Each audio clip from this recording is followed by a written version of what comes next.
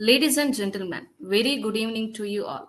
Hiragangi and Associates LLP is elated to welcome you all to this webinar on Key Reconciliations and Action for September month return filing. Your speakers today are CA Madhukaran Hiragange and CA Narendra Nimala.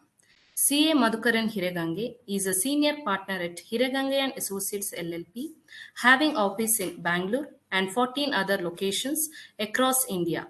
He has encouraged 130 plus leading professionals in the industry to take up the ethical practice. He is an active speaker and served as the chairman of the Indirect Tax Committee during the term 2016 to 2019. He has jointly authored 10 books in GST, which are available on leading e commerce platforms. I welcome you, sir. Thank you. CA Narendra Nimala is presently heading the Whitefield branch of the firm. He has worked with the Deloitte India for 3 years post qualification. He has assisted more than 100 clients with respect to GST review, audit, compliance, refund, day to day advisory, transactional advisory, and litigation for clients having pan India presence across various sectors, including IT, ITES, manufacturing, trading, e commerce, hospitality, healthcare, etc. Narendra has authored various articles and is currently working on various booklets such as sectoral GST booklets for IT ITES, booklet and refund, e-way bill booklet. He is also an active member of study circles like Artha and Akshara. Now I request you to speakers to begin the address.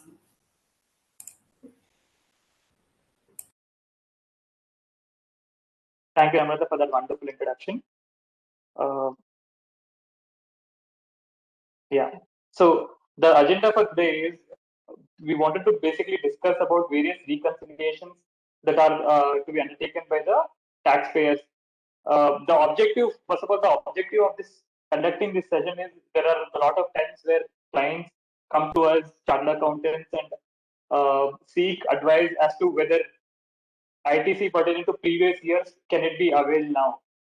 Correct. So there are various aspects under GST law which are time bound, such as ITC or doing amendments in the GST returns or issuing tax credit notes. All these items are very tax bound, time bound matters. Therefore, these will have to be undertaken within the time limits prescribed by the law. Therefore, before the time limit elapses, we thought we'll do a one session webinar for all the clients so that they are apprised of the time limits and also the action points that are to be undertaken before the time limit elapses. So with that in mind, we've scheduled this webinar wherein we'll be covering various aspects. One would be the key reconciliations that are to be undertaken by the taxpayers, checks and balances that are to be done so that they are better prepared for the audit, year-end audit, GSTR 9 and 9C by the auditors. Also, the time limits for ITC and any amendments that can be done in the GST returns. Once the session is complete, we'll also be open for the Q&A. All the participants can post their queries on the chat box. We'll be taking up the queries and answering all the queries posted by the participants. The first slide that we would be covering would be on the key reconciliation that are to be undertaken prior to September. So like I mentioned, there are various aspects which are time bound. First thing that we would be covering is the reconciliation, because once the reconciliation is undertaken, the taxpayers would be able to identify the tax reportings that have been undertaken wrongly or misreported, which needs to be undertaken by September of the subsequent year. That is, if at all there are some misreporting that have happened for 2021, financial year 2021, the time limit for correcting those errors as per section 37 would be September of the following year, that is September 2021. Therefore, by September GSTR 1, which is due on October 10th, the corrections on GSTR 1 needs to be done. Okay. So the reconciliation that are important would be, first one, we all know e-invoicing has been introduced for taxpayers who are when the turnover is greater than 50 crores. Therefore, those taxpayers can take the dump of data which has gone into e-invoicing and compare it with the GSTR ones that are filed by the taxpayers. Of course, not all the invoices which are reported in GSTR one would go into your e-invoicing. Therefore, the reconciliation can be prepared and then that can be documented and can be presented to the auditors when they come for the audit. Accordingly, GSTR 1 versus 3B, which is some exercise that we keep doing every month on month, the same exercise can be done on a yearly basis. It need not be just two-way reconciliation of GSTR 1 versus 3B. It can be a three-way reconciliation of 1 versus 3B versus financial statements. Take the sales register that you have, which is matching to your turnover disclosed in the financial statements. That turnover you compare with GSTR 1 and 3B. Wherever you identify that there are gaps between books versus 1, reported in GSTR 1, make the corrections in GSTR 1. And if you identify that there are errors in GSTR 3B, then make the corrections in the GSTR 3B. Circular 26/26 gives us an idea as to what needs to be done in case of there is a wrong reporting in GSTR 3B. The taxpayer can make the appropriate adjustment in the subsequent GSTR 3B that are going to be filed.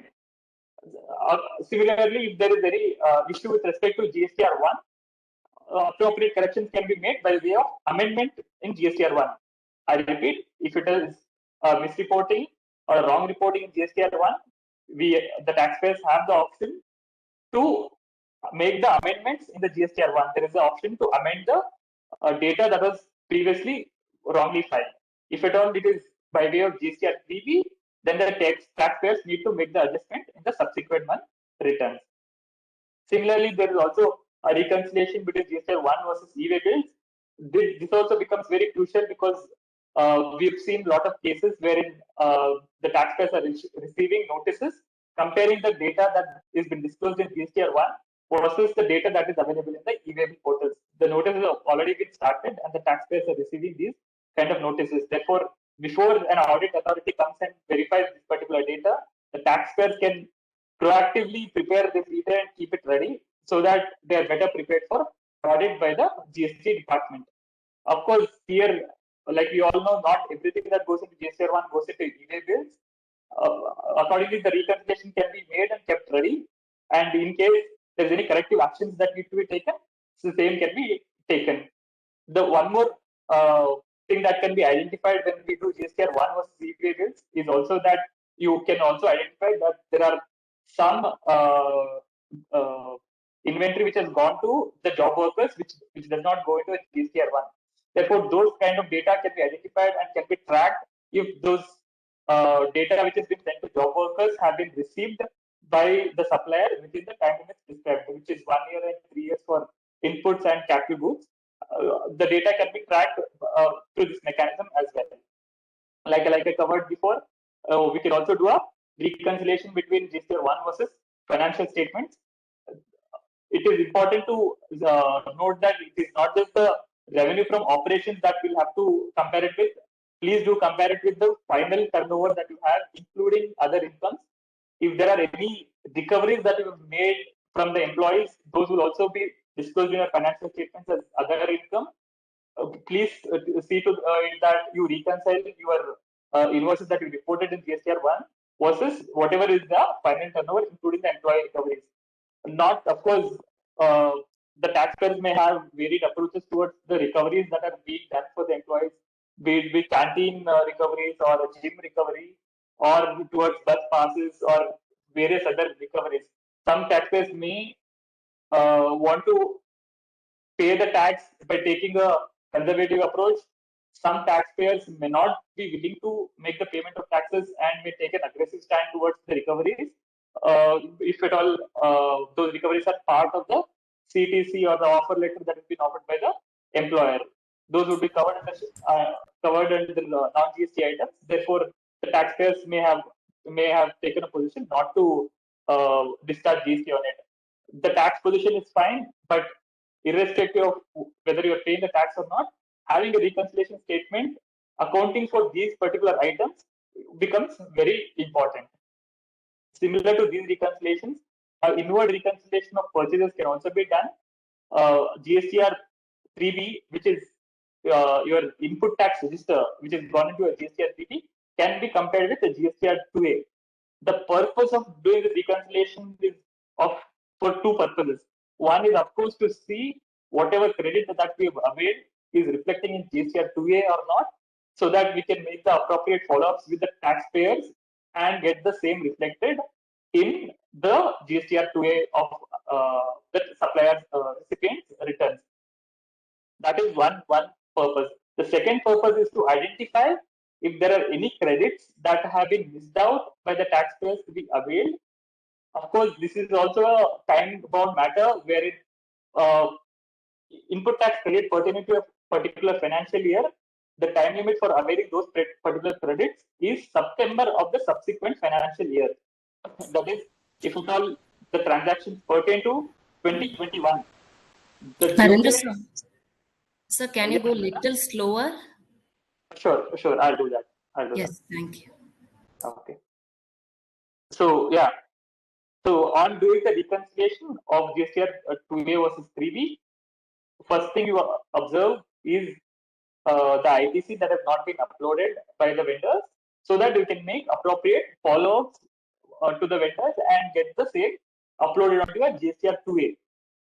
That is one exercise. The second exercise that I was talking about is to identify the credits which have been missed out by us to be availed.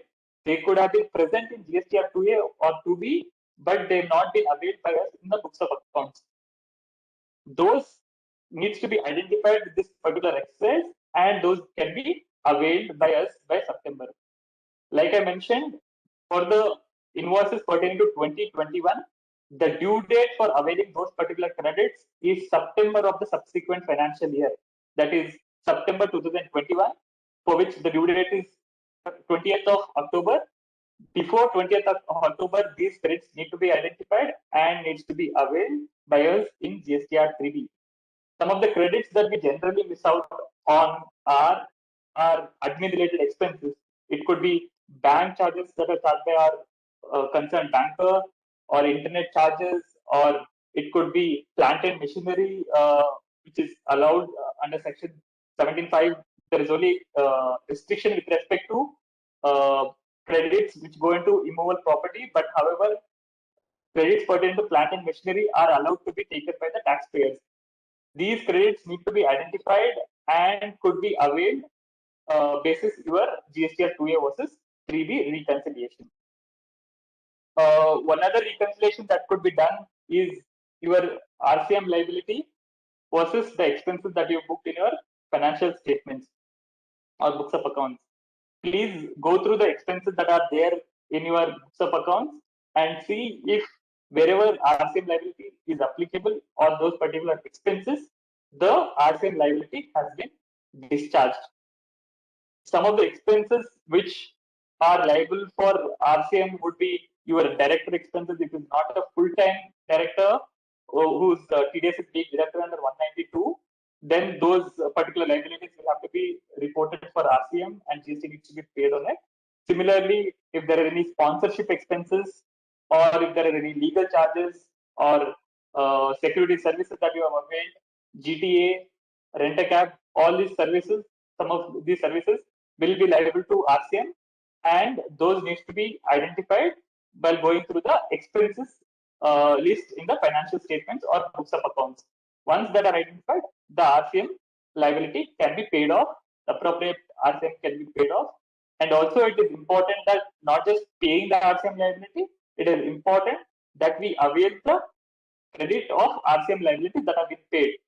You should always try doing this check of whether RCM liability that is paid is equal to the RCM credit that has been availed. First check is this. Of course, there are certain items for which you will not be able to take the credit. Those can be eliminated. But the first basic check that can be started with is whether RCM liability paid is equal to RCM credit availed. Now we move on to the next slide. This particular slide we tried covering on the credit aspects that we've already discussed in brief in the previous slides. It is important by way of doing the 2A versus 3B reconciliation. we will be able to identify the credits that have been missed out by us. Some of the credits that I've already mentioned would be your admin-related expenses or plant and machinery or insurance. Of, of course, the health insurance and life insurance have been disallowed under Section 17(5), but insurances apart from that can be availed by the taxpayers. Also, there could be some travel-related expenses which are often missed out by the taxpayers, airline-related credits wherein the uh, concerned vendors do not have the practice of issuing the invoices on a timely manner. Therefore, it is important that we follow up with those particular vendors to get the invoices and also upload those get the vendor to upload those invoices in our GSTR 2A. Also, identify the wrong credits. So we've seen cases wherein, of course, all the taxpayers would have seen cases wherein there is wrong credits that are sitting in GSTR 2A. The credits were supposed to go to some other taxpayer, but they are wrongly appearing in the our GSTN. In those cases, there may not be any action taken by us, but having said that, it would be a good practice to just send one mail or one page of letter to those particular vendors saying that these credits do not belong to us. Please make the appropriate correction in your GSTR 1. So once this letter has been sent or once this mail has been sent to the concerned vendor, then we can of course rely on this particular document even if at a later point of time a credit note has been issued by that vendor against the invoice that is appearing in our GSTR 2A. This will protect our liabilities if there are any, if GST authorities are coming back to us at a later point of time. Also, like I mentioned, September is a time limit for various compliances. One such compliance is issuance of tax credit notes. For the transactions pertaining to a previous year, that is 2021, the time limit for issuing a tax credit note would be September of 2021, wherein the reporting compliance for this would be by way of GSTR 1, the due date, of course, which is October 11th. So we'll have to identify the scenarios wherein credit notes needs to be issued, and if at all it is a tax credit note that needs to be issued, then that needs to be issued by September of subsequent financial year. And if it's a financial credit note that we decide to issue, then of course there is no time limit. The time limit is only in case it is a tax credit note and not a financial credit note. Tax credit note is of course a document where you issue a credit note along with GST. That's a tax credit note, and a commercial credit note is a credit note which you issue only for the value and not for the GST amount. Similarly, there could be cases wherein there is a need for issuing debit notes in case there is an increase in the prices that we've agreed earlier. In case of debit notes, please note that there is no time limit that is been prescribed. The debit note can be issued at any point of time. It is not bound by September cutoff. The debit notes for any particular transaction in the previous year or any other year for that matter can be issued at any point of time. Also, one other aspect that needs to be kept in mind with respect to debit notes is that earlier the time limit for availing the credit on debit notes was linked with respect to the original invoice against which the debit note was issued. The requirement for that is no longer there. The time limit for availing credit on debit note would start from the issuance of the debit note, irrespective of when was the original invoice issued. Wrong type of credits aim to be identified. Of course, there under Section 17(5), there are various credits which have been restricted from availment. Some of which could be credit on motor vehicles, repairs and maintenance with respect to motor vehicles, insurance with respect to motor vehicles, personal expenses, or for that matter, it could be inventory that has been written off, inventory that has been given for free of charge. All those credits for which credit is not allowed can be identified, and the credit, if already availed, can be reversed along with interest.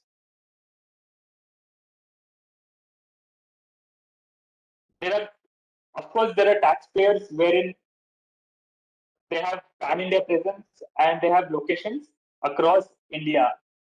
It is important to avail the credit in the right location.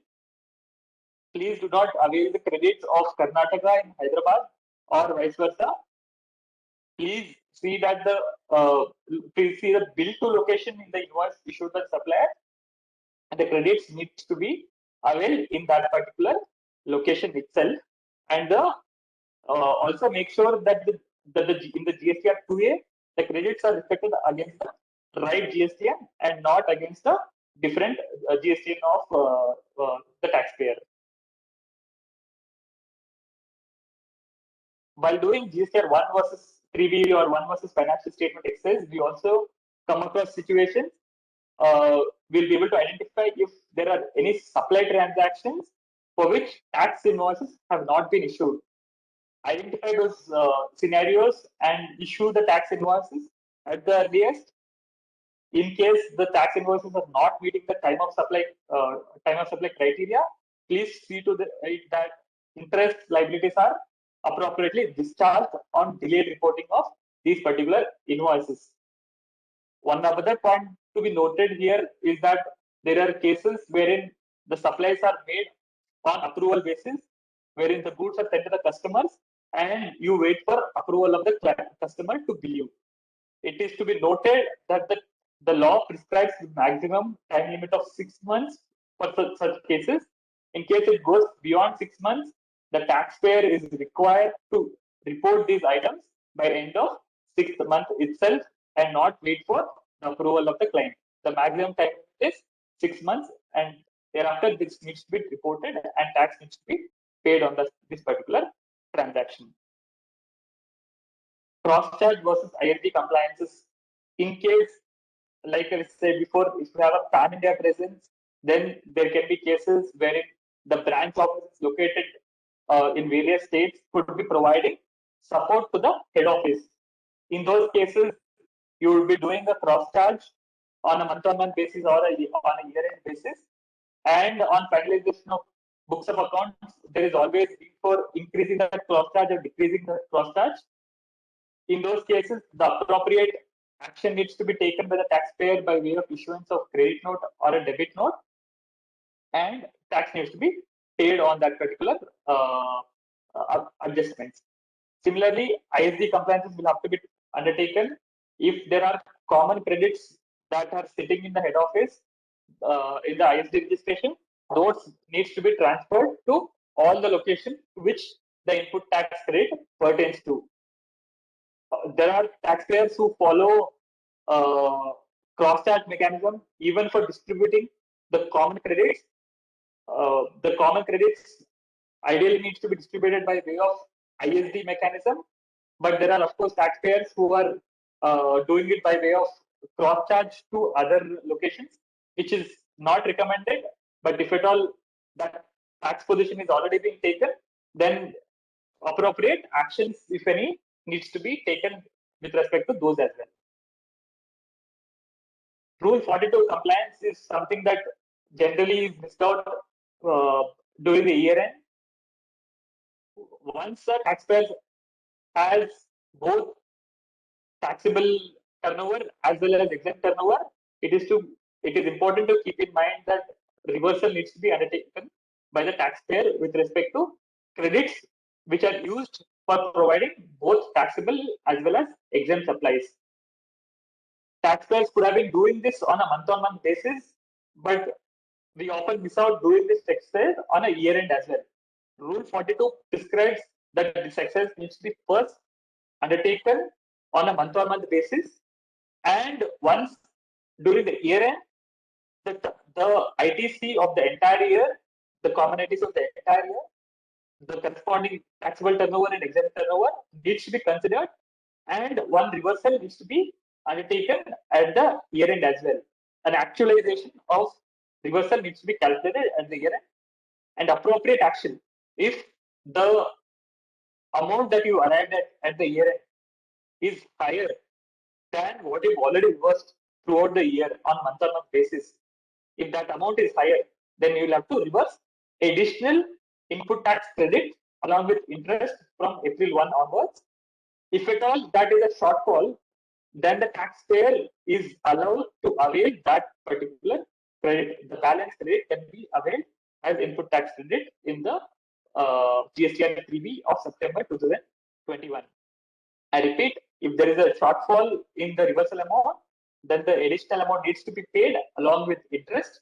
If you have already reversed excess, then the excess amount, whatever is reversed, can be availed as input tax credit in GSTR 3B of September 2021. GST and reverse charge mechanism not discharged, like we covered in the previous slide on doing the reconciliation of expenses with what is the GST already paid. We'll be able to identify the expenses on which RCM has not been paid. Some of the expenses I've already mentioned could be rent-a-cab, CTA, or security services, director services received from director, and also one other expenses which is very important is import of services that can be tracked by way of forex payments that are made. Please see that whatever forex payments are made, in most cases, those would be liable to RCM. Do analyze if there is a requirement for RCM on the forex expenses, and if there is a need for discharging GST and the reverse charge mechanism, do comply with those particular provisions. And once GST has been paid, the credit on those expenses can also be availed by the taxpayer. While filing GSTR1, some of the times we observe that GSTN provided by the supplier may not be correct, and because most cases we undertake this exercise closer to the GSTR1 due date, what we do is we consider that particular transaction as B2C transaction and report in GST returns in GSTR1. When we do that, what happens is the recipient of that particular transaction does not have a corresponding entry in his GSTR2A. So he would come back to us during September when he is doing his GSTR2A versus 3B reconciliation and mention it to us that this particular supply that we have done to them is not being reflected in GSTR2A of theirs. Therefore, it is important to identify those transactions wherein those are B2B transactions which we have wrongly reported as B2C in order to comply with the GSTR1 due date time limits. And accordingly, we would have paid the GST as well. However, it is also important to make the appropriate amendment in GSTR1 and report this transaction as GSTR B2B transactions. Like I've discussed in previous slides, there is a circular 26/26 which provides the mechanism for adjustment of liabilities and credits in GSTR1 and 3B. Of course, in GSTR1, if you identify that there are any errors in reporting or wrongly reported, then of course those can be amended by way of amendments in GSTR1 itself. However, if there is any excess availment of credit or wrong availment of credit, then those can be adjusted in the subsequent month in GSTR 3B that is to be filed by the taxpayer. Reversal of wrong credits and claim proper credits.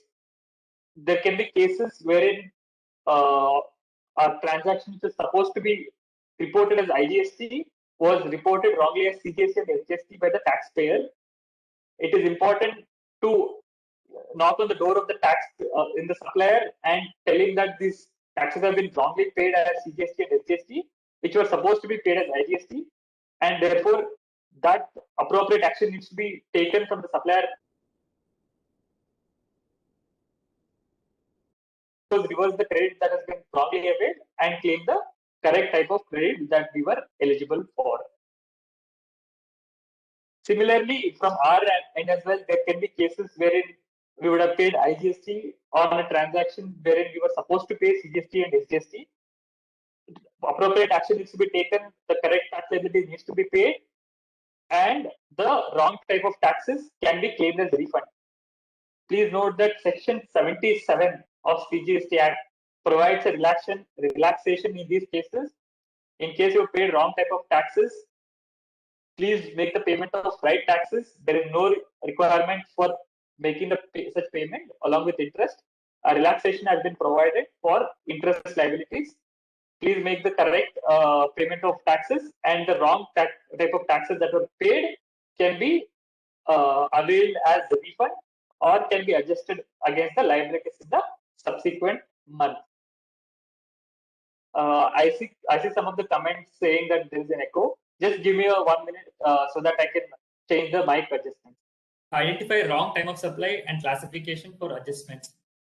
In some cases, what happens is Namrata, am I audible? Because I'm getting some feedback that I'm not clearly audible. Now, okay, sir, but slide is different from what is being said. They're mentioning some participants. Slide is different from what is being said. Sure, I'll take care of it. I'm on the right slide actually. I'm not just reading what is being said, I'm just explaining on it. So therefore, the participant may not be following it. What I'll do is I'll first read out what is being written on it and then explain that particular point. I think that would be easier to understand. Yeah.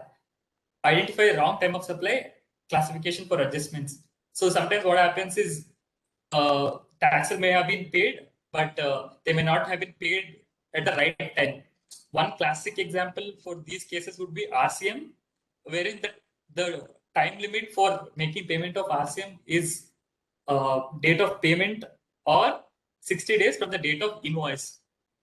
However, in most cases, what is observed is the accounting date is considered for discharging RCM liabilities. Please note that the time of supply for RCM is not basis accounting date. It is the date of payment or the 61st day from the date of invoice, whichever is earlier. That is the time of limit for making the payment of GST under reverse charge mechanism. There can also be cases wherein the tax rate could have been changed during a particular year. Therefore, it is important to see if we are complying with that particular amendment in the tax rate. The tax rate of 18% could have been amended to 5% in the year. So some of the taxpayers could have been continuing to discharge the tax liabilities at 18%, which is not required. The tax liabilities of 5% were required to be remitted. Therefore, you can issue credit notes against those particular line items and make appropriate adjustments in GSTR 3V as well.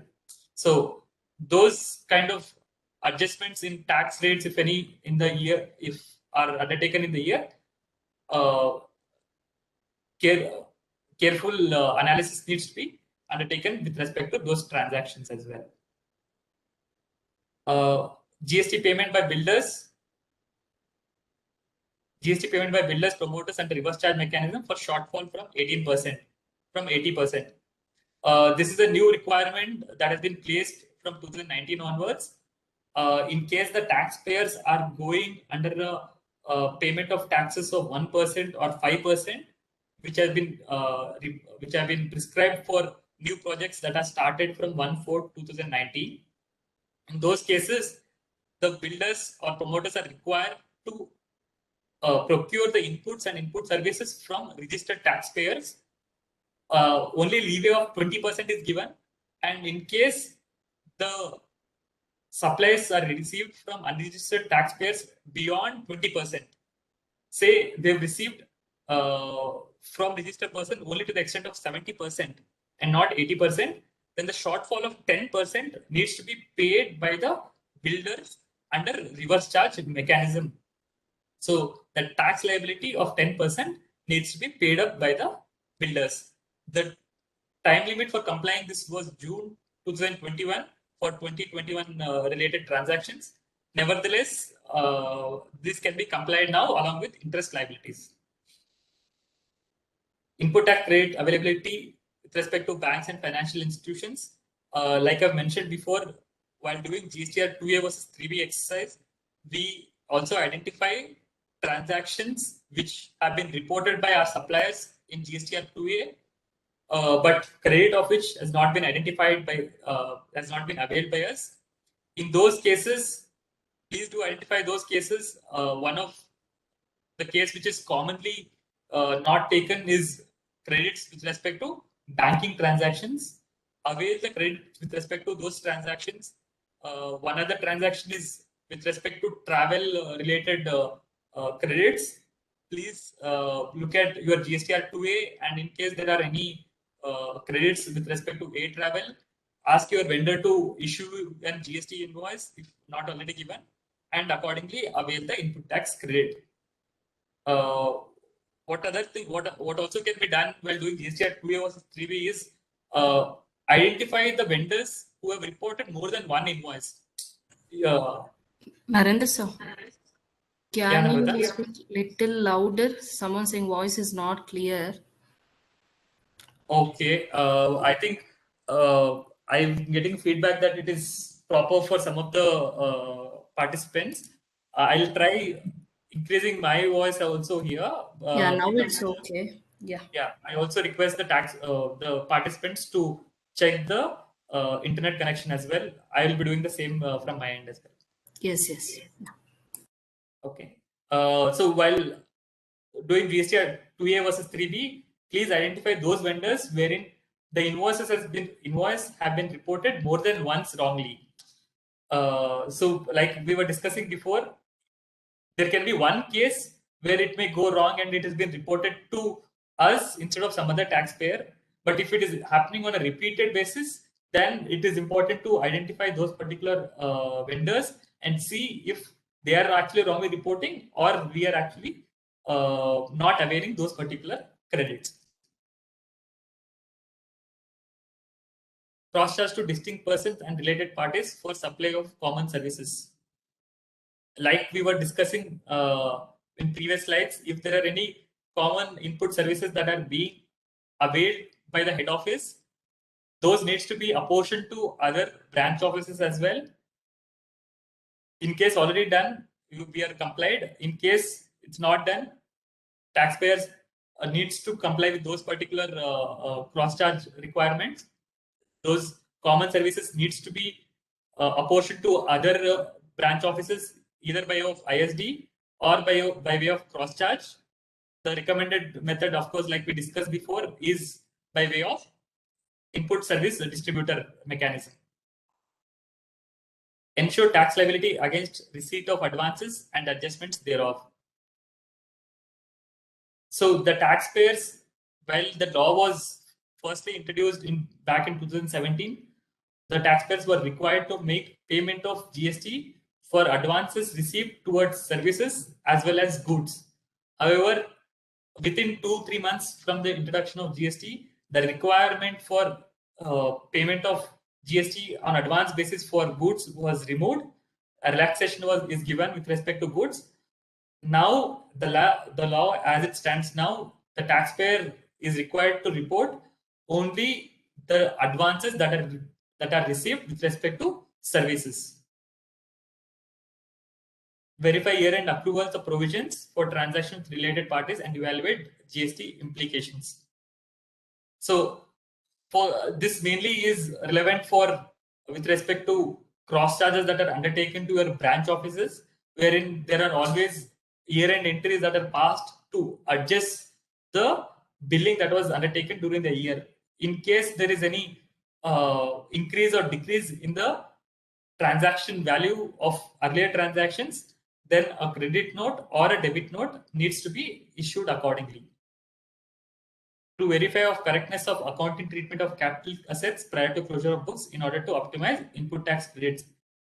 One point to be noted here is that under erstwhile regime, the input tax credit with respect to capital goods was allowed to the extent of 50%, and the rest of the 50% was required to be availed in the subsequent financial year.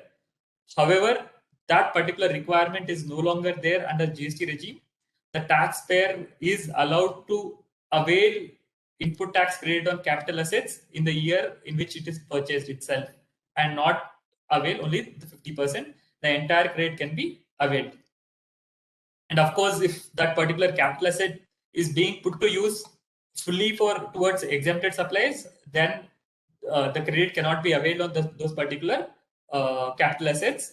And if at all that particular capital asset is being put to use towards supplying taxable supplies as well as exempt supplies, then only a portion of credit can be availed by the taxpayer, similar to the common credits availed by the taxpayers in the GSTR 3B. To verify whether ITC has been reversed on entries passed due to writing of inventories, assets, theft, samples, destruction, obsolete. So under section 17.5, there are various conditions that are provided for not availing credits. We call them as restricted credits. One of the restriction is with respect to credits on inputs which have been written off. If there is any write-off of inventory or it has been stolen or there is theft, then in those cases, the ITC cannot be availed and needs to be reversed if already availed. The basic fundamental principle under GST or indirect tax regime is that once taxes are paid, the corresponding ITC can be availed on those particular inputs. And therefore, if at all there is some inputs which we are writing off or not using for taxable supplies, then those needs to be reversed by the taxpayer. Rule 37, check for ITC reversal required with respect to 180 days payment. So under section 17, under section 16, the ITC can be availed by the taxpayer once we receive the invoice and once we receive the corresponding input and input services. However, there is a condition that the payment to the supplier needs to be made within 180 days from the date of invoice. If at all the payment is not made to the supplier within 180 days, then the taxpayer is required to reverse those particular credits along with interest from the date on which the credit was first availed. I repeat, if the payment is not made to the supplier within 180 days, the taxpayer is required to reverse the credit along with interest from the date on which the credit was availed till the date to which the credit is being reversed. Once that reversal is made and subsequently if at all payment is made to that particular supplier, the credit can be re-availed once the payment is being made to the supplier. The cutoff of September of the subsequent year is not applicable for re-availment in case of 180 days payment. Passing of accounting entries for reverse charge mechanism. What we generally see is the reverse charge liabilities are discharged in case there are some services which are availed, which are liable to reverse charge. While the liability is discharged, the accounting entries corresponding to that particular liability will not be generally passed. It is important that those entries are passed in the books of accounts for compliance with the accounting requirements. One other thing that is required to be noted is once the liability is discharged, please avail the input tax credit corresponding to the tax that has been paid. Analyze if tax credit can be availed. In most cases, the reverse charge liabilities, the credit can be availed.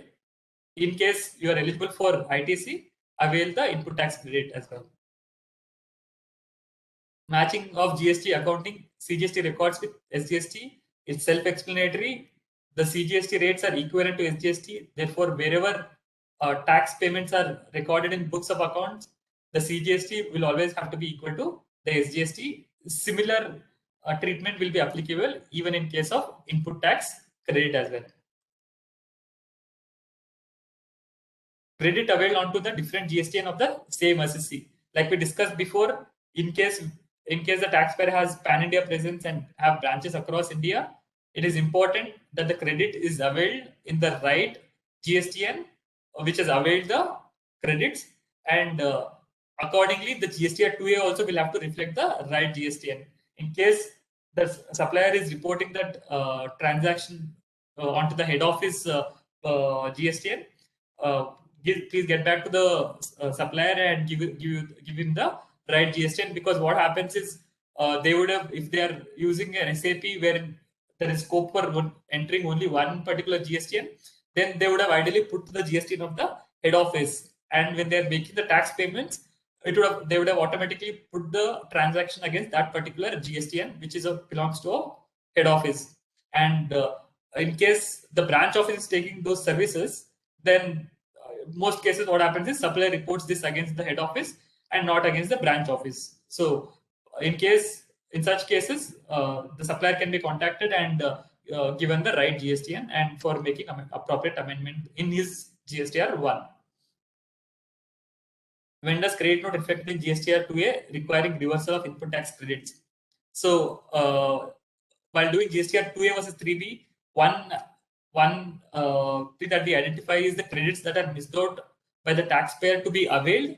Similarly, there are cases where credits notes are issued by the suppliers.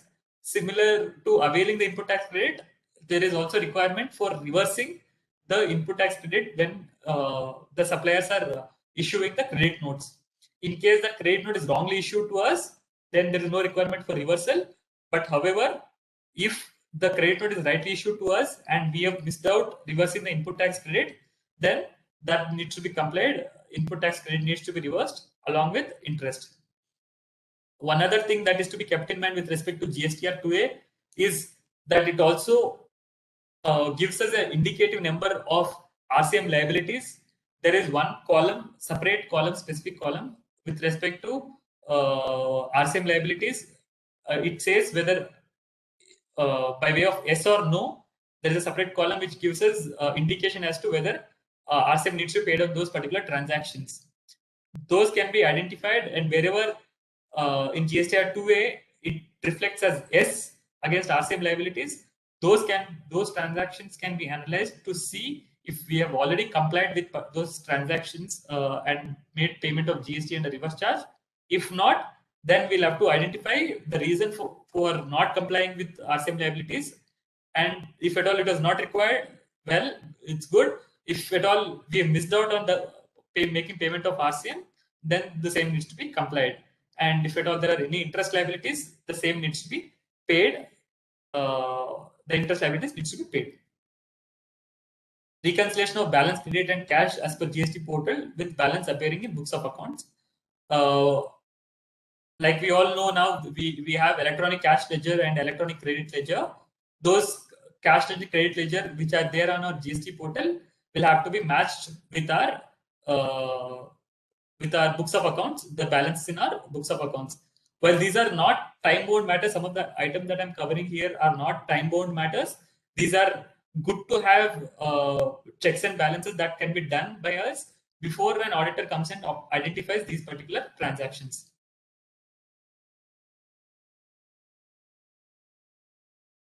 Few additional points with respect to GSTR 2A reconciliation. Something that we've already covered is identifying default vendors. So on GSTR 2A reconciliation, we spoke about two aspects. One is aspects of credits which have not been uploaded by the suppliers, and the second that we've talked about was credits that have been uploaded by the vendors which we have not availed. Now we will be talking about those particular transactions where vendor has not uploaded those particular supplies made to us. In those cases, it is important to identify the vendors who do these particular non-compliance on a regular basis. It is important to identify these default vendors, and in case we've agreed with them upfront that in case they do not upload it in GSTR 2A, that payment would be recovered along with interest, then the same needs to be undertaken. Alternatively, if the payment is not made to the taxpayer, we can also identify the list of vendors who generally default in making the GSTR 2A compliances. We can make that list and withhold those particular payments till the details are appearing in our GSTR 2A. Only once the details are appearing in our GSTR 2A, we can make the appropriate payment to the supplier against the supplies that are reflected in GSTR 2A. Reconciliation of 10% and 5%.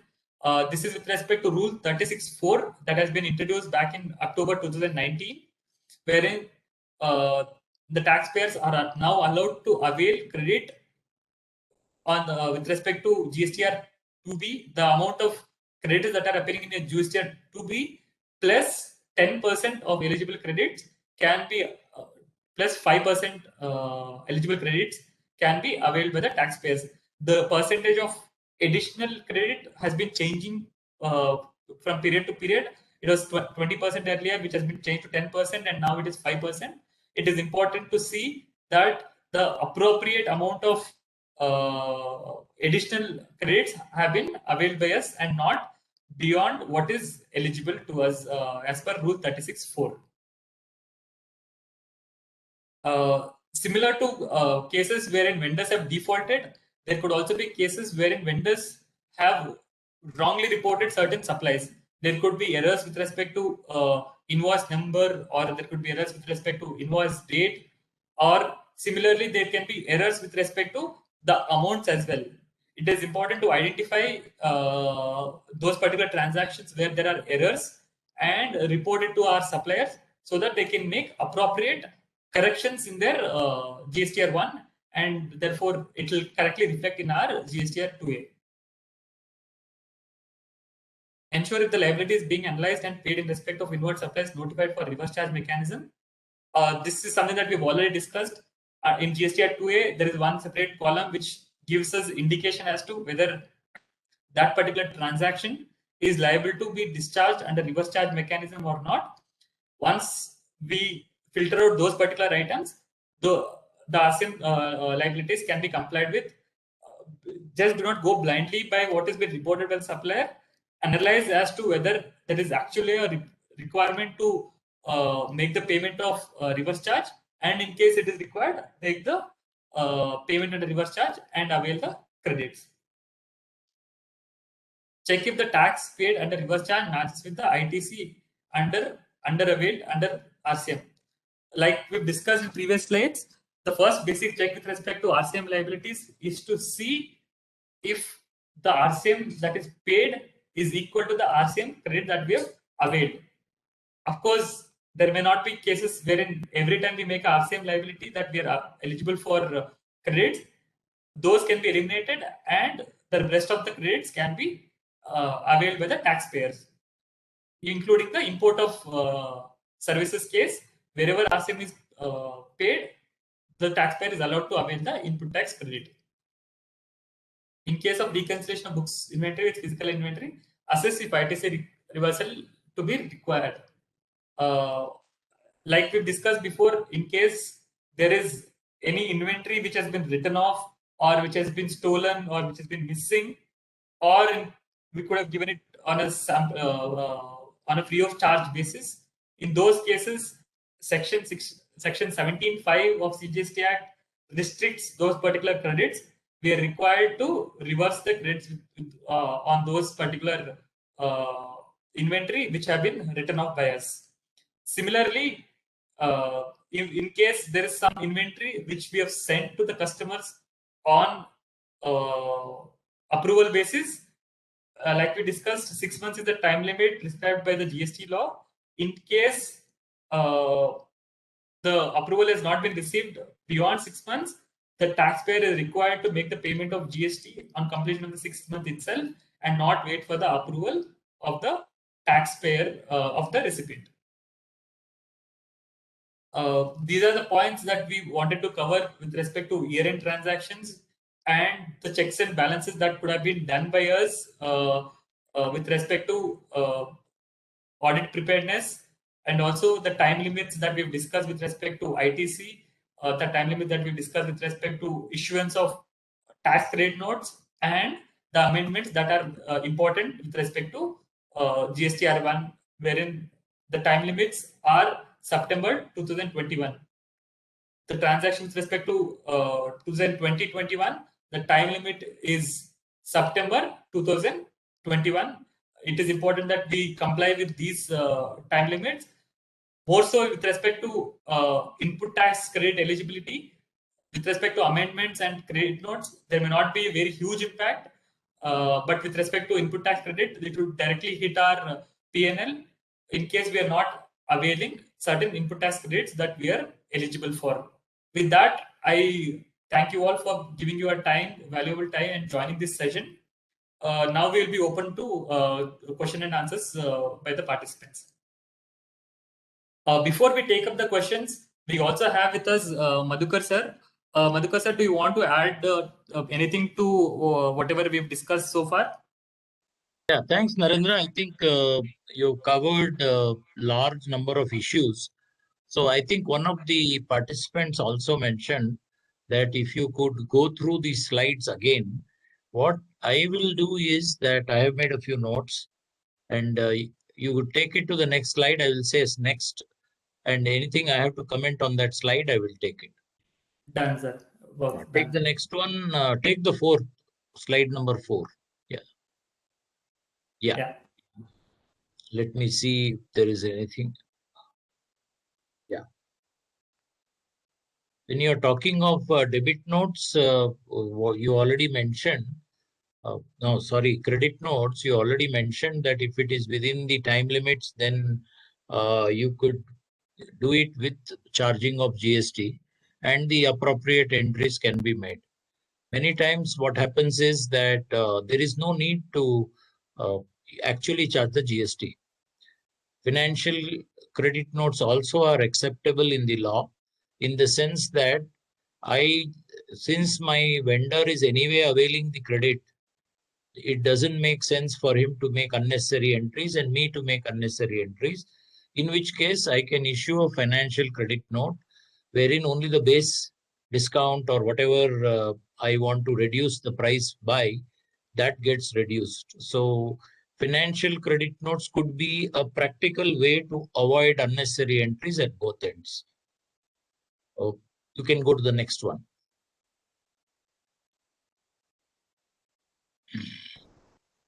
Yeah.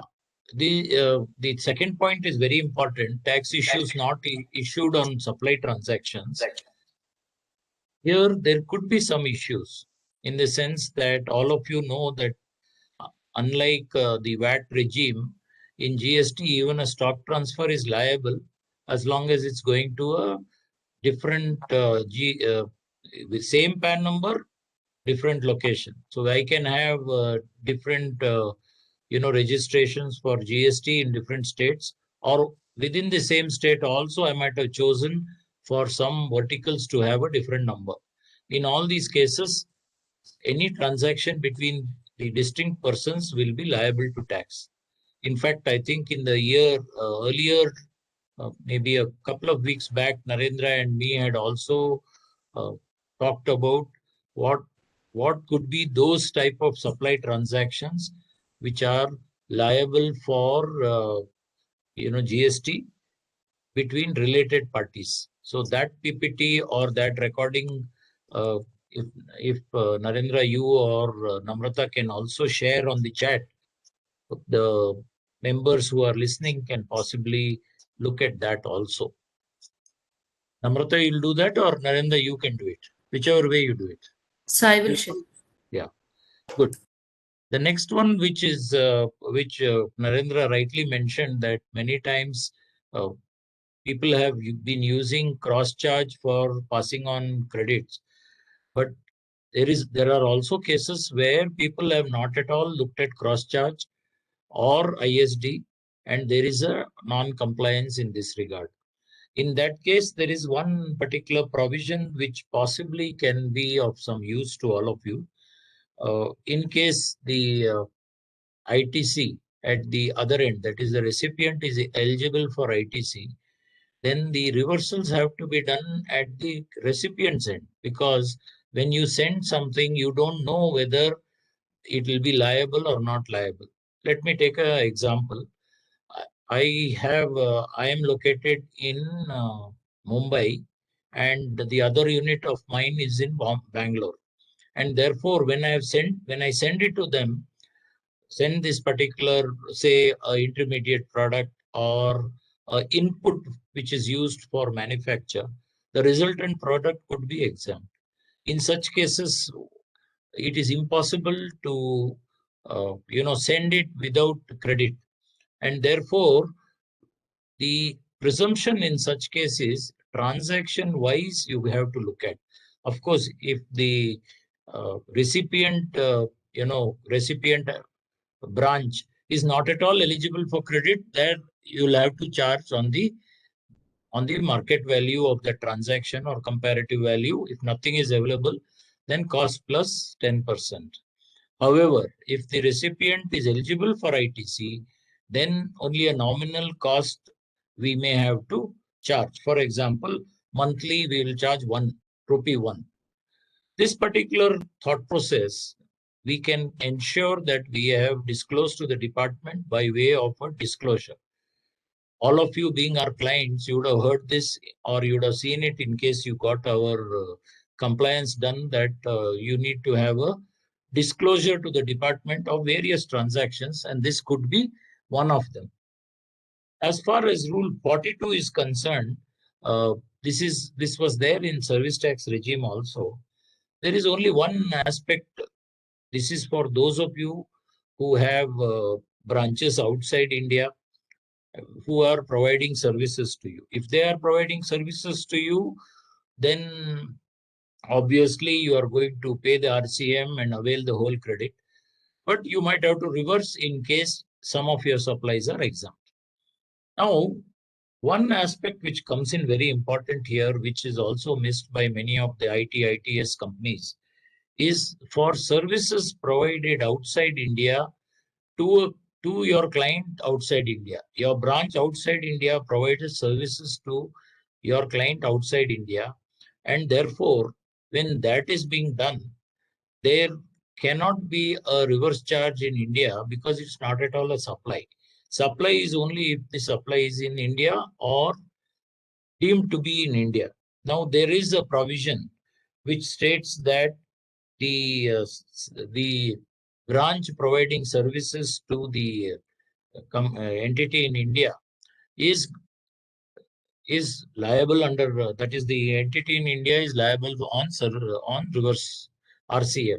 But our understanding is that when the services are provided outside India and received outside India, you will not be liable at all because it's not a supply. This is again this is our understanding of it. However, there are a lot of service tax decisions on the same matter. This is just for your information. The next point, which I want next slide, please. Next slide. Yeah.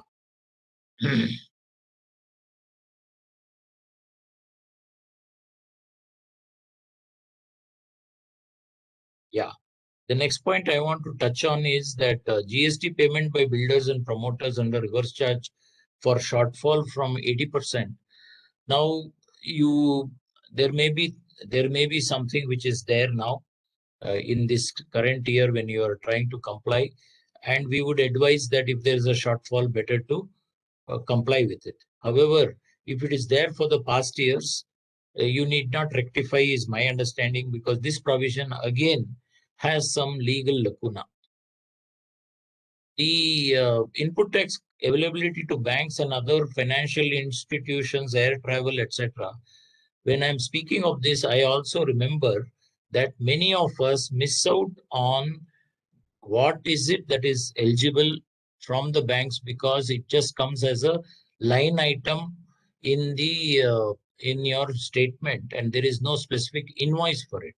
So wherever such thing is there, maybe you should have a system of taking a certificate from the bank of the total amount of GST which has been charged in that month, so that you can go ahead and take the credit. Next one, please. Cross charge, I think I have already talked about. One of the ways in which we can protect ourselves here is by disclosure. And while disclosing, say you have not complied with this in the past at all, or even in this year. Now, can you comply with that? That is the question. So there is a possibility that if we have been disclosing, if we have disclosed to the department, and it is revenue neutral as long as the ITC is eligible at the other end. If that is so, then even a disclosure could possibly avoid any future liability on you. As far as advances are concerned, we have an understanding, and the department also sometimes has an understanding that any amount received in advance is an advance, but it is not so. The definition of consideration excludes deposits.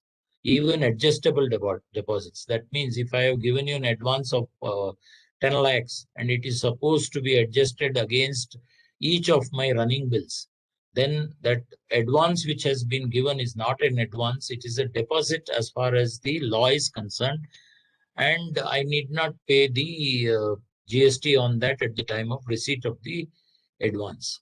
So in case you have not done it, you may not require to do it if it is a deposit. If it is an advance, you still have a problem.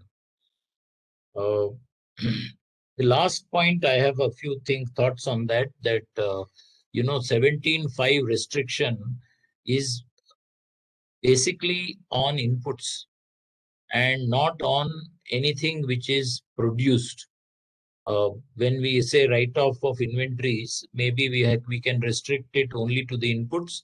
And also, one good tax planning method is, anyway, the stocks in hand are there, they are available in your stock records. My suggestion is to value it at 1 rupee, so that this writing off is not there, not 100%. 99% you might have written off, or 99.99% you might have written off. Don't write off 100%, so the problems will not be there. Next is on samples. Now, the samples itself is a big issue. Whether the sample which is produced by you and given to your prospective customers, distributors, even potential final users, doctors, for example, for pharmaceuticals, is it something which is not in course of business? Obviously it is in course of business, and it is not a free sample. The word which they use in the law is free sample. It is not a free sample. It is built into the product price when I sell any of my goods. Also, destruction within the process of manufacture is not a destruction. What they mean by destruction is something outside. Uh, and also, when we say obsolete is, again, my understanding of this is, you can follow the same logic as inventories, and as long as all these obsolete items in your stock records are there, the total of them are 1 into, say, 100 obsolete items, 100 rupees is shown in your books. Again, you cannot be forced to reverse the credit, is my understanding. Remember, whatever I'm telling you is some tax planning, what I would say, thoughts. When I'm manufacturing, I will have normal losses. My conversion factor may be varying due to various reasons. It can also happen that when I take next one, you can take, when I take stock, when I'm taking stocks of inventory in the end of the year, it could happen that I have some difference. That does not mean anything. It doesn't require any reversal at all. Oh, yeah. One more aspect I think I want to touch on, this 2A versus 2A or 2B versus your 3B. This is a perennial issue on which a lot of notices also have been issued. So if it is amounts are significant, you could possibly look at not complying with this, because again, this is also disputable. You know that both these 2A, 2B, 3B, they are all some jugaad done by the government to collect the taxes, but they were not as per law. And even the notification which has been issued to correct this has not been notified at all. Though GST Council did it and it came in the provisions, it's not been notified. Therefore, there is a possibility that the differences between this may not be required to be reversed. However, in case it is significant, then you can give a note on why you are not reversing. Not that you hide it, you mention that why you are not reversing. Next one, please. Yeah, I think the last point I took first. Yeah, one more point I want to tell you that whenever I pay, say now you are going to find that when you do this, all these various reconciliations which Narendra has talked about in the starting, you may find that you have missed out on various RCM liabilities.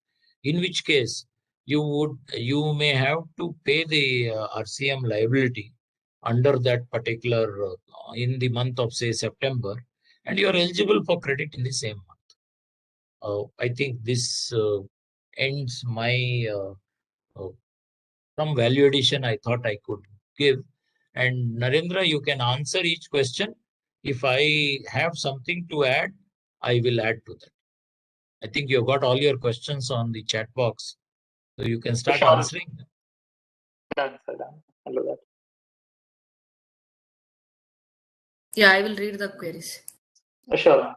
Please be explained in detail for circular number 26/26/2017. Okay. So the circular 26/26 talks about various adjustments that taxpayers can do with respect to wrong reporting or misreporting of liabilities in their GSTR 1 or 3B. In case the tax, first I will cover about GSTR 1. In case value or supplies have been over-reported, then the circular talks about how those can be adjusted by way of amendment in the subsequent month returns. Similarly, if there is short reported, the same applies to that case as well, wherein GSTR 1, there is an option of amendment possible, therefore it needs to be done by way of amendments. However, with respect to GSTR 3B, which is the problematic one, because unlike GSTR 1, we don't have the option of amendment in GSTR 3B. Therefore, the circular talks about how those can be adjusted in subsequent month returns. If at all there is in a month we have over-reported the input tax credit, so most cases what happens is we are eligible for 10,000 of input tax credit. The taxpayer by oversight enters it as 1 lakh. So therefore he is availed excess credit in that particular month. Therefore, the circular says that in such cases, in the subsequent month return, the tax liabilities can be adjusted, the credit can be reduced in the subsequent month return along with interest of applicable interest of 18%. Therefore, if there is additional ITC that we have availed in the subsequent month return, I can reverse the 90,000. In case I've short availed some credits in a particular month, then of course I always have a time limit of September before which I can avail the input tax credits. Next question number. If invoice is not raised and not disclosed in GSTR 1 for year 2021, can the same be shown in GSTR 1 of September 2021 by raising invoice now? So this is a case where the invoice has been misreporting entirely, and it's not a case where it's been wrongly reported. The invoice can be reported in the September month return by giving the date of previous year itself. In case you are giving the current month date, that can also be done. But however, if at all we look at the time of supply provisions, that invoice which is current dated may not comply with the law, because as per the time of supply provisions, the invoice may have to be issued in the previous year itself. Therefore, there could be interest liabilities that we may have to pay off. Whether ITC is eligible for other states' hotel if we are not having a place of business in that state. So this has been a problematic item ever since introduction of GST. In case there are certain local credits, when I say local credits, it's CGST and SGST of a particular state, and we as a taxpayer we do not have registration in that particular state, then that becomes an issue. We are as a date, as the law stands, we are not eligible for those particular credits unless we have registration in those particular states. And one more point that I want to add here is there is one scheme that has been newly introduced, the RODTEP scheme, road tax scheme. The scheme is meant to refund taxes which are not eligible for the taxpayers. entire scheme is based on this concept wherever taxpayer is not eligible for certain credits or certain duties like electricity duty or duty on your petroleum products, wherever we are not allowed credit on those particular items, the road tax scheme is meant to refund those particular credits. So this particular case as well should have ideally been accounted for when the percentage of incentives have been notified under road tax scheme. But to answering your question, we are not eligible for availing those credits if at all we don't have registration in those states. Can Namrata, I'll banker add be something. 1 minute, Namrata. I'll add to this. This is unfortunate that the law was supposed to be a simple tax. There was supposed to be a single tax, the state-wise tax and the central tax has been done only to ensure that states get their due and they get the money collected immediately rather than devolving from the central government. That's the reason why the SGST and CGST versus IGST came into place. And this is unfortunate, what I could say, cost, which is not actually intended. However, going forward or for the this current year, 21-22, what you could do is you could take a IST registration in that particular state wherever you have it. Remember, there are commercial people who are ready to lend you this particular facility. What they do is that they collect all the invoices locally which you get, and they take a registration in your name in their location. And what they do is they convert this SGST and CGST into IGST and give it back to you. So at least for the year 21-22 onwards, you can avoid losing this because you don't want to have a very cumbersome one more branch there.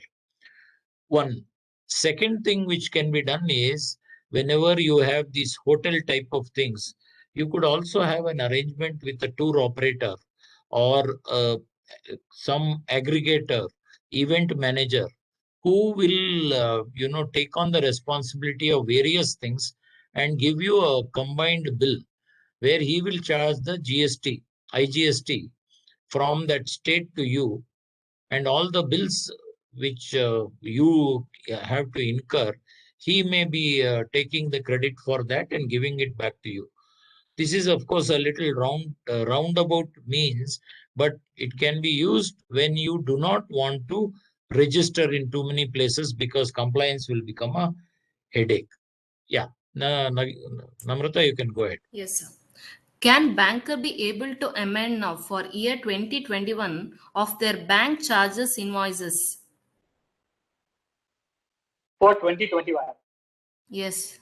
Yeah. Now, we still have time limit for with respect to 2021. The due date is September 2021. So the banker still has time.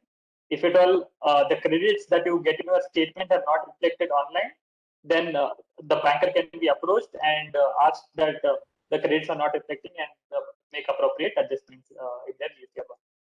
He can also give a certificate.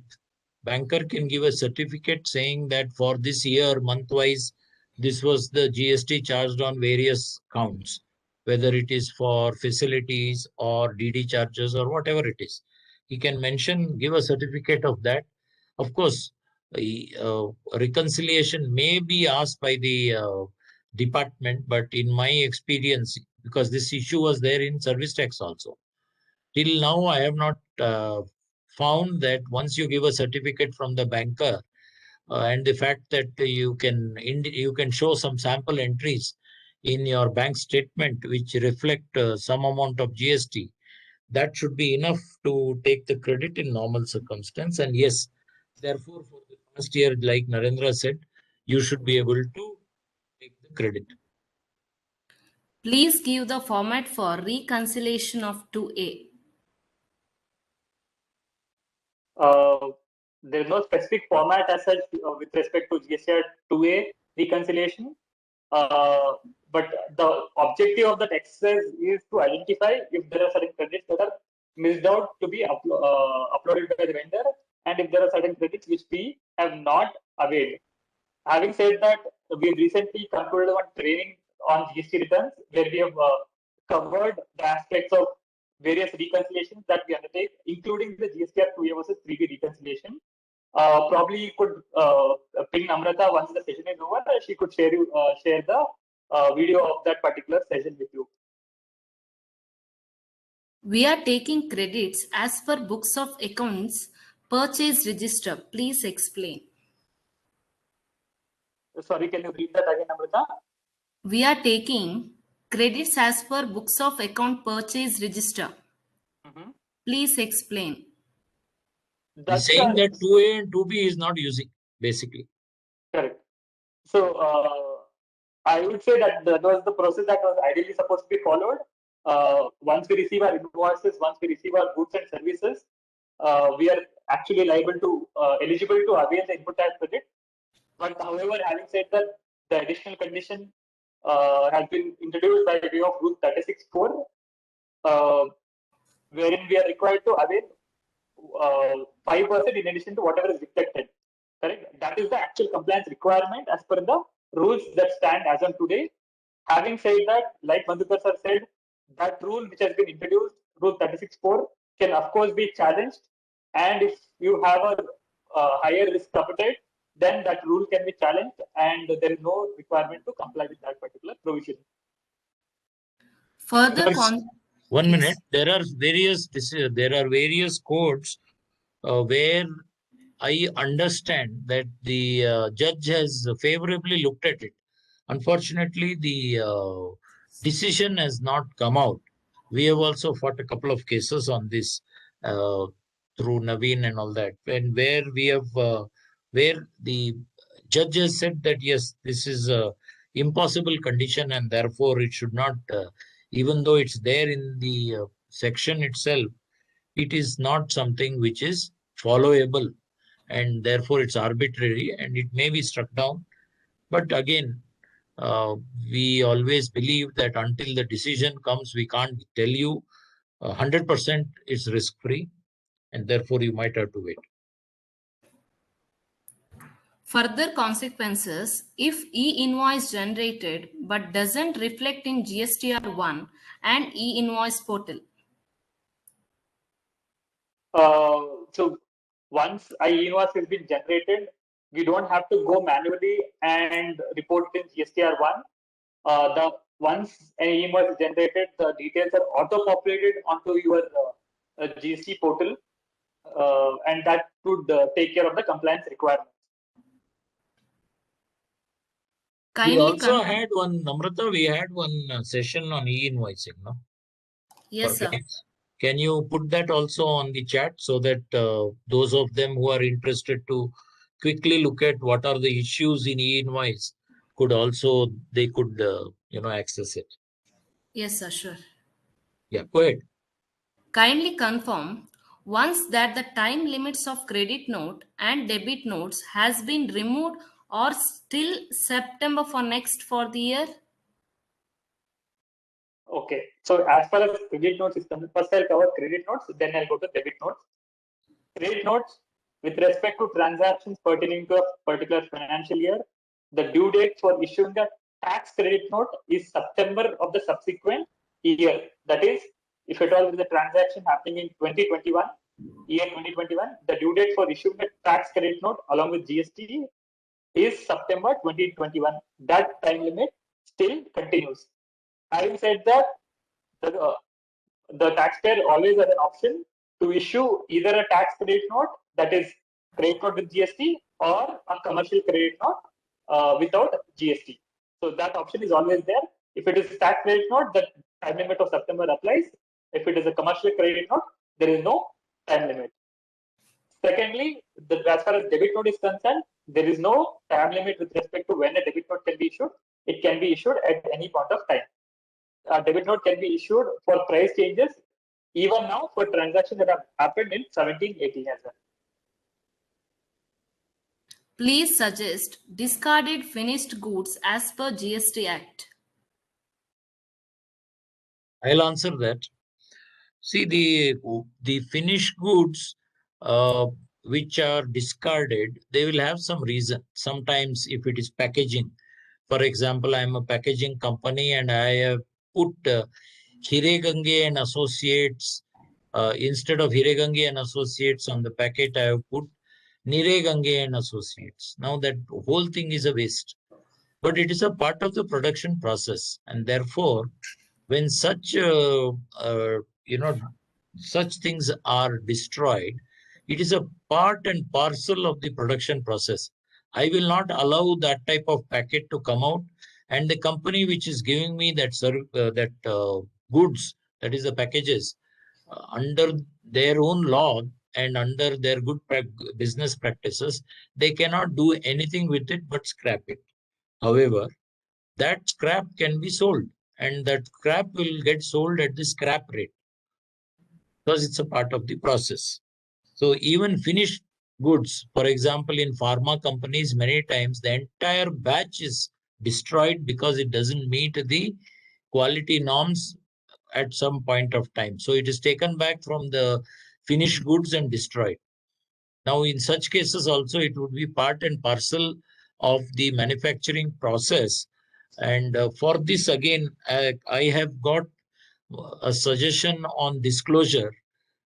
In almost anything you can think of, wherever such things are there, if you put a disclosure clearly that as per our production flowchart, any goods which do not pass the quality control will have to be destroyed because it's not fit for human consumption, or they need to be reprocessed. And therefore, if it has to be destroyed and it is as per the process, then there is no need to reverse any amount. In other cases, where it is not your own production and it is being destroyed, I think that there may be a need for you to reverse. For example, inputs. You bought some inputs which you don't require anymore, and you can't send it back to the supplier. Then you might have to destroy it. However, if it is put into the process and then destroyed, or only scrap value is realized, that is fine. Therefore, for many of the metals, that scrap route could possibly be the better one. RCM invoice has to rise based on service or based on tax percent, or in invoice separate percent can be shown. So if at all we received some input services which are liable to RCM, the rate that is applicable for that particular product is what that particular service is what needs to be paid, and that is what needs to be disclosed in the self-invoice that is raised by the taxpayer, irrespective of whether any tax rate has been disclosed by the supplier in his GSTR1, which is reflecting in our GSTR2A. Irrespective of what rate he is disclosed, we'll have to pay the rate applicable on that particular input service or input. The portal is allowing us to change from B2C to B2B after September. If we do it, what are the consequences? See, firstly, the portal was had to comply with respect to the provisions. The provisions allow it only till September. Therefore, ideally, if there are any amendments that you identified before September, please undertake those amendments within September. Having said that, the portal is always allowing us to make amendments even post September as well.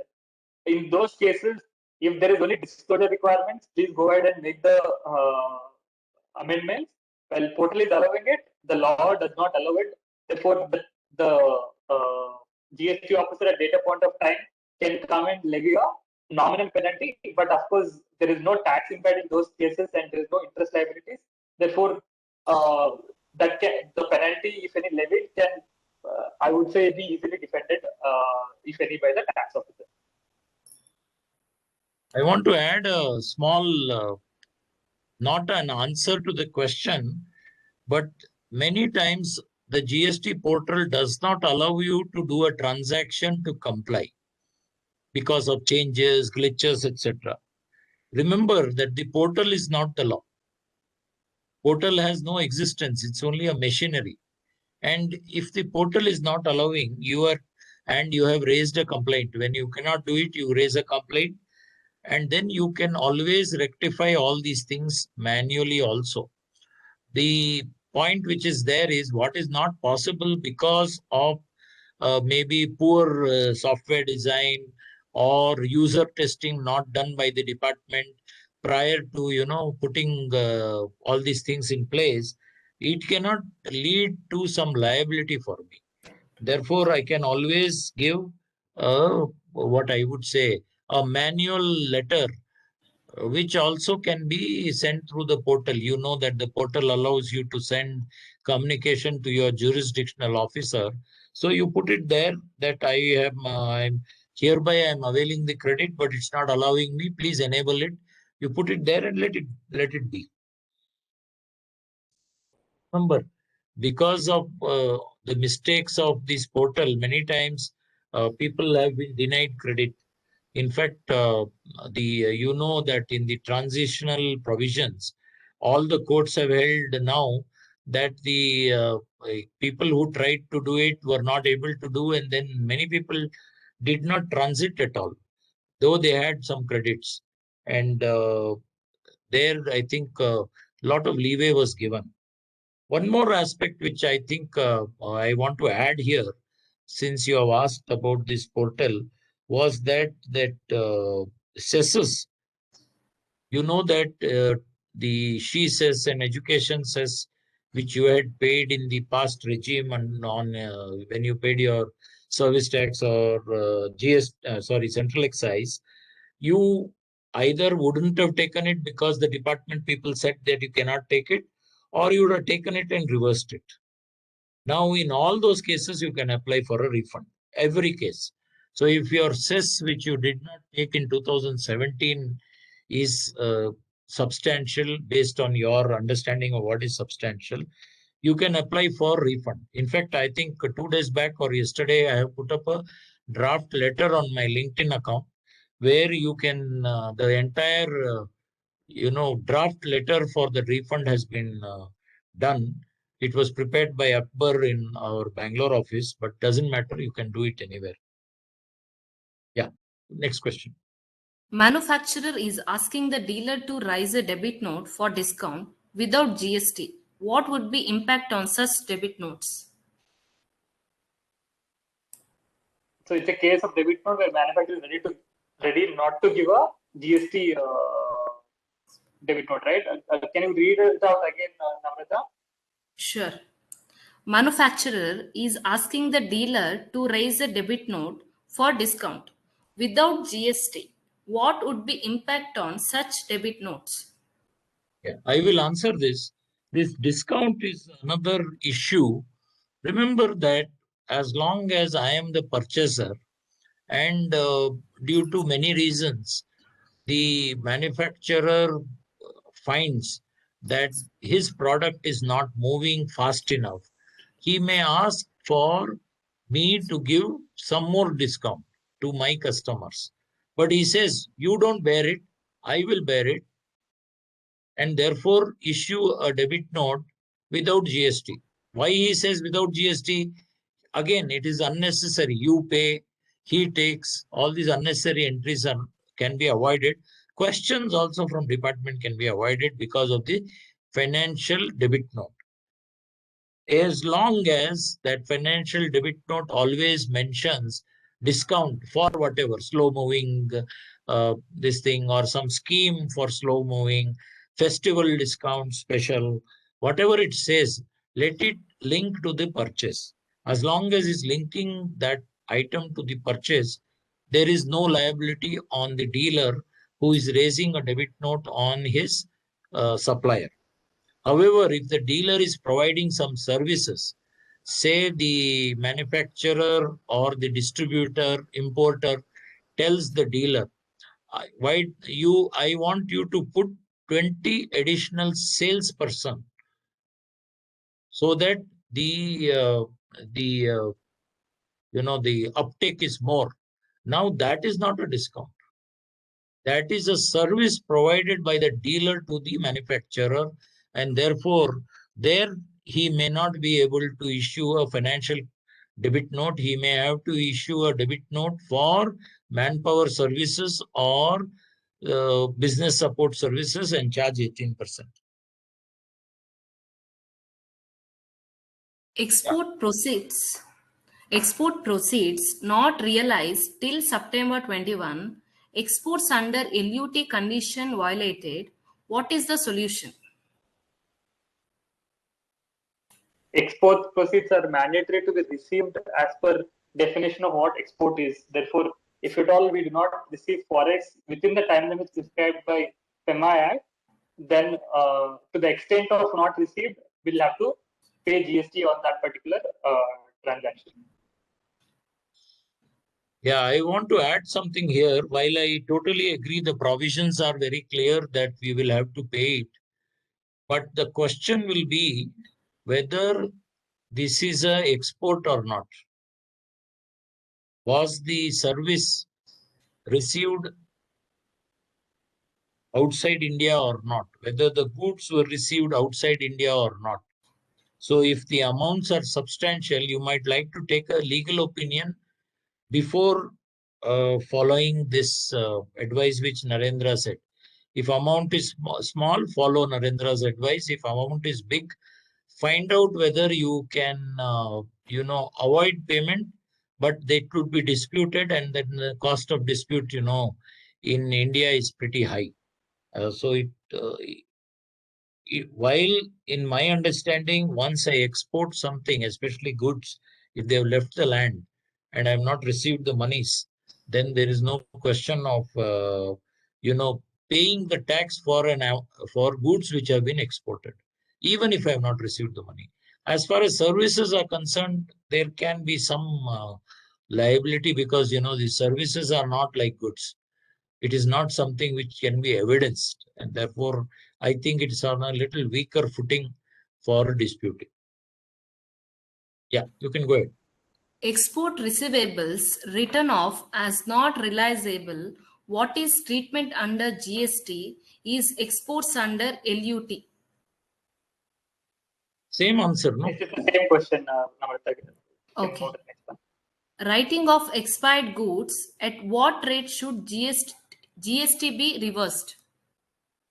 If you have it in stock, don't write off and show that as 1 rupee value in your books. Expired stocks, obsolete stocks, show it as 1 rupee and let it remain in your stock record in one obsolete, whatever register. Obviously, you're not throwing it out because you think that sometimes it may come in useful, or finally you may like to, you may like to scrap it. So till if it is expired and not usable at all, then of course the question about destruction may come, where you might have to reverse. But if it is manufactured goods, then again I think that you have the defense that manufactured goods is not what is intended under 17(5), and it's only inputs. Again, what I'm telling you is our office interpretation and not the departmental interpretation, where there could be some variation. Some reimbursement the vendor doesn't cover under GST. Can we issue a GST invoice and filed under B2CS to avoid GST mismatch?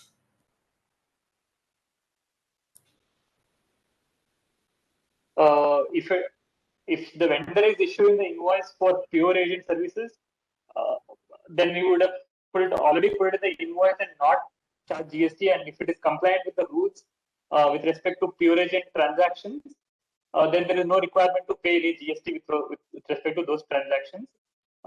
If at all it is not complying with the rules, wherein basically there was supposed to be a underlying service which is liable to GST, and there is a pure agent agreement, and there is approval received from the supplier for undertaking this pure agent transaction. If it is complying with all these conditions, then there is no requirement to make any payment of GST on the pure agent supplies.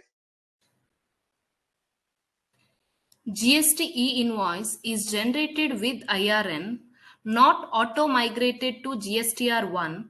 How to show or add these invoices in GSTR1 in September 21? So I understand that this issue was there on introduction of GST. However, what we have noticed recently is that this issue is no longer existing with respect to current month returns that we are filing in the last 3 to 4 months at least. So that issue is no longer there. But however, if you had that issue, then the details can be uploaded by way of offline tool. Company I think turnover. that, 1 minute. I think that question of expired goods is related to pharmaceuticals, I think, where that expired medicines cannot be sent back to the manufacturer. In normal course, the manufacturer has a system by which the distributors can or the dealers can send back the medicine, but where they don't have or it is past that period of return, in which case it is an input only or it is a traded goods, and the reversal will have to be done at the same rate as the credit which has been taken. I think some lady Mansa had asked this question. So this is what rate she wanted to know for the expired goods. Those expired goods, whatever ITC you had taken, you may have to reverse because it has not been supplied further. Yeah, Namrata, next question. And to add to what Madhukar sir said with respect to pharmaceutical products, there is also a circular which has been issued with respect to treatment of goods which are expired. You may also want to look at that circular as well, which talks about treating this expired medicine, reversing the input tax credit that has been virtually availed, or treating this to be a fresh supply altogether in order to ensure that whatever is availed earlier is reversed by way of making payment of taxes. So you may want to look at that circular closely. That circular, Narendra, is for the manufacturer. Normally what happens is that say that I am a dealer of a pharma company. If I return the expired goods to him, then he can then reverse the ITC by claiming the credit whatever I am reversing. For example, I got 1 lakh worth of expired goods. The rate is 18%. So 18,000 was that amount. I give it back to him while reversing 18,000. Then he will avail credit of it, and then he will reverse the ITC on that. That circular actually brings the intention of the law that, expired goods anyway were not supplied, and therefore they have given a via media for the manufacturer. What this lady is asking is, if the manufacturer is not accepting, but she wants to comply with the law, then she may have no other choice. But she can make a bill on the manufacturer with the GST reversal and give it to him in case he can take the credit and do that input tax reversal. She can get the money. If he does not do that, then nothing can be done. Company turnover wrongly declared as URD instead of registered dealer in GSTR 1 now can be rectified. So this is a case where it is a B2, it was reported earlier as B2C. Now that we've got the GST and wants to report it as B2B, yes, of course, that can be done. As I mentioned before, the time limit is again September of 2021 for transactions of 2020-21. Products given for marketing activity, shall we have to reverse ITC on those products? So, like Madhukar sir said before, there is a very thin line between what is given free and what is done for marketing. In the business world, nothing is given free of cost to our customers. It is all, the price is always embedded into the products that are supplied for charge. And whatever products that we think are given for free of cost are actually not for free of cost. Those are for marketing campaign, which will result in additional supplies. Therefore, you can always take a position that these are not supplied at free of cost, and therefore build a case for availment of ITC and not reversing the credit that was already available. Of course, like we said before, this could be a little aggressive stand. You may want to re-examine your risk appetite. Yeah, I agree with you, Narendra. This is your advice is the right advice. I have also that if you remember, there was some circular which was given, then they changed it, then they withdrew it. So that circular its issue and its withdrawal itself is proof that department has no idea what to do with this type of a transaction. But you should mark it. You should not give it in free of cost something in your ledger. It should be publicity and marketing dash whatever. That way, if you give it, then possibly your accounting also supports you in your thought process that this is a expense, and it's free is only a something which we Indians are used to. Not only Indians, I think throughout the world, whenever something is free, people like to have it. But actually, nothing is free in this world except what your mother gives you, your father gives you. Yeah. And one additional thing to be added there, in case you are making giving somebody free of cost, and for the same customer you're giving some products at some charge. Therefore, in such cases, you might want to discuss it as buy one get one rather than saying that you've given one free of cost. So those tax planning can also be looked at. Next one, Namrata. 2A or 2B report, ITC credit available, status is showing as no. Whether ITC can be availed by recipient? So what happens is those cases, in some cases, what happens is the taxpayers report it in GSTR1, but they do not file the returns. They only submit the returns. Please reach out to the suppliers and ask them to file the returns as well. Yeah, I will add to this. In case that is not possible, or there are too many. I have 5,000 suppliers. I don't know whom to contact, not to contact. I don't have that wherewithal to communicate and get it rectified. Then my advice is like this: as long as there is no malafide, number one. Number two, as long as you have received those goods or services and used it for the intended purpose or going to use it in the intended purpose, it is covered by a proper invoice. But you don't know the compliance at the supplier's end. In such cases, what condition they have asked is something which you can say is impossible. I am not in the business of following up with my suppliers for all this. While we suggest that you get it to avoid problems with the department, say the amount is significant and you have received the goods, invoice is there, you have nothing, you know that there's nothing hanky-panky, you have been dealing with that particular supplier for a long time, then if you ask me, there can be a dispute. However, if you keep all these evidences with you, then nobody can deny it. In fact, in the earlier case of service tax, there was one Supreme Court decision, KK Industries, where they said for defaults of the supplier, you will not be liable. This is Supreme Court. High Court in GST, there are a couple of cases. I think Bethel is there. DY Bethel, Madras High Court has said that first collect the money from the supplier. If you have not made any effort to collect from the supplier, how can you collect from the recipient? So there are enough of cases, and I think more will come as time goes along, that for supplier's default, you can't hold the recipient responsible. However, you know the way the department is, till they learn the law, they learn the correct law, they stop looking at creating a nuisance value for bribes. Till then, you may have to face some difficulty. If you ask me, you should not reverse. Yeah. Is the non-reversal of GST credit for not making payment within 180 days will be considered as wrong availment of GST credit?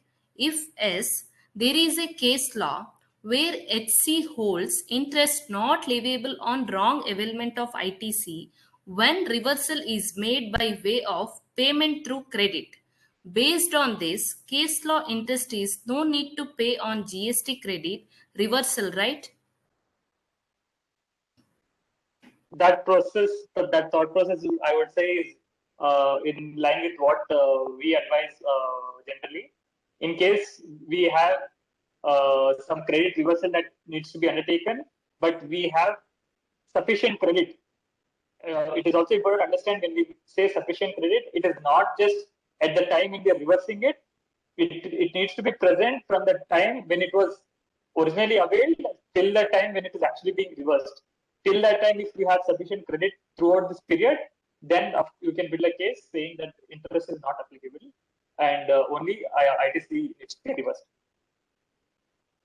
I will also add something. Again, I come with a lot of, all the exceptions are what I look at. I don't look at normal transactions. So if you look at the pandemic, this 180 days, if you have renegotiated it, then maybe the due date has not followed.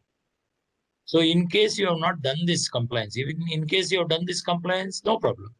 In case you have not done the compliance for the last year at all, then maybe you have to renegotiate at the due date. This is only a possible defense for 180 days. Once you renegotiate the date, instead of paying in 180 days because of pandemic, we are giving another 100 days or 200 days or 1 year. If you mention that, then the due date becomes beyond the 180 days. So you may have a defense there. I am only giving you a defendable proposition, but as far as the law is concerned, once 180 days is over, you're supposed to reverse. Let me also tell you that 90% of the unorganized industry in India, which means 90% of the registered, GST people don't even know of this provision, and therefore none of them have reversed it. Only the bigger concerns have reversed it, and they lose interest on that. There's no doubt. Again, you can pay the interest under protest if you don't want any dispute, and then maybe when there is a case law which comes saying that interest should not have been applied on this exceeding of 180 days, then you can take the credit at that time. Payment under protest is also one of the ways in which we can comply with the law, which is unjust, doubtful, and then get back that benefit maybe after a year or two when there is that law becomes clear. What is the correct procedure for taking ITC, like as per invoices or as per GSTR 2A or GSTR 2B? This is the confusion everybody has. But yeah, first point for to be considered is always ITC needs to be taken once we have received the input services and goods along with the invoice. That is the first condition for availing the input tax credit as per section 16. So first that needs to be complied. Then we'll have to check if it is reflected in GSTR 2A or 2B, and then accordingly avail the credit in our GSTR 3B. Just because some invoice is reflecting in GSTR 2A, will not be eligible to avail the credit unless we have received the supplies and are in possession of the tax invoice issued by the supplier. So first thing, we'll have to ensure that we received the invoice and we've received the supply of goods and services. First books, then GSTR 2A, 2B. If it is not there in 2A and 2B, but you have actually received the goods, everything you have done is in order, then you should be ready to dispute it and fight the case. It will not be automatically allowed to you. Next question. I think we have only 4 or 5 minutes. Any update on automobile DDQ leaving VAT on insurance, RTO and handling? Sorry, Namrata, I did not follow that question. Can you repeat it once again? Any update on automobile DDQ leaving VAT on insurance, RTO and handling? Sorry, I'm not sure what the participant is trying to ask. We'll check on this and get back to the participant. He can send a detailed mail to you, Narendra. Your mail ID was there in the end of the presentation. He can send a detail. I understood the question, but there are a lot of issues in that. Whether margin is there, not there, all that. And whether it is a statutory function, not a statutory function. So better he sends a note to you or to the, if he's located in Gurgaon or Hyderabad, he can send it to the consultancy division of that particular place. Or you can Sure, send sir. it to them or mark them in CC when you reply so that they can also add and give it. Yeah. It's better that the government abolishes the 2A or 2B reconciliation and allow the credit as per the books of the recipient. It is a burden on the recipient. The courts have held that recipient cannot be held responsible for the fault of the supplier. Yeah. This you should give it to Nirmala Sitharaman, not to us, because we don't make the law. We have also told her this. Whatever you have told, we have told her. But sometimes they don't listen. So you'll have to agitate with your trade through your trade association. What you say is correct. I agree with you that all this nonsense should not be there. They should not restrict ITC for all these silly things. Next question, please. Government thinks only about 3B and not about GSTR1. When the supplier has not filed the returns, the officials ask the supplier to pay the tax that is filed 3B after each period. The customer is not able to avail the credit after the term period is lapsed through the supplier has paid the tax. Government should allow the credit to the customer. Yeah, same answer. Yeah. Whatever suggestions you have, you can avoid reading the suggestions because there is no use of reading suggestion. We are not writing the law, nor do we have direct access. Many of you have seen, whenever I get upset, I write one article or some, I'll mention Prime Minister should intercede, Finance Minister should intercede. You should go through your association for all your suggestions. What you're saying is correct, but go through it to the Finance Minister directly or through association. I think, Namrata, you can take one or two questions. Balance of We them, have Narendra, 30. We received you 30 questions. okay. What you should do is, all these people are our clients. As Yes. long as we can make out from where they are, you can, Narendra, you can reply with CC to that particular partner in that location, or you want to, if you can make out, you can send it to that person itself. Uh, whichever partner is responsible, because we can answer one more question. I think after that balance you will reply on mail, Narendra. Done, sir. I'll do that. Yeah, but mark that particular locational partner when you reply. Yeah. Yes. Portal does not allow to generate IRN where the bill to is outside India and shipped to themselves. The SSC needs to upload manually while filing GSTR1 as GST is payable for such transaction. If it is not exported, you have to pay. No? If it doesn't go outside India, then GST is paid. So But I don't know the procedure part of it. Narendra can answer. So I'm not able to follow the question exactly. Sir, you can mail the details over to my email ID. I'll drop it in the chat box now. If there is any error on the procedural aspects or anything that we have not answered, we'll try getting your email address and try responding to your queries. However, if you're not able to do that, please mail it over to us at the email ID that I'll drop in the chat box. Yes, sir. On behalf of the Hiraganga and Associates LLP and the participants, I would like to express my gratitude to our speakers for accepting our request to handle the webinar today. I would also like the participants for their active participation in this endeavor to serve you all. Thank you all. Bye, everybody. Thank you all for your time. Thank you.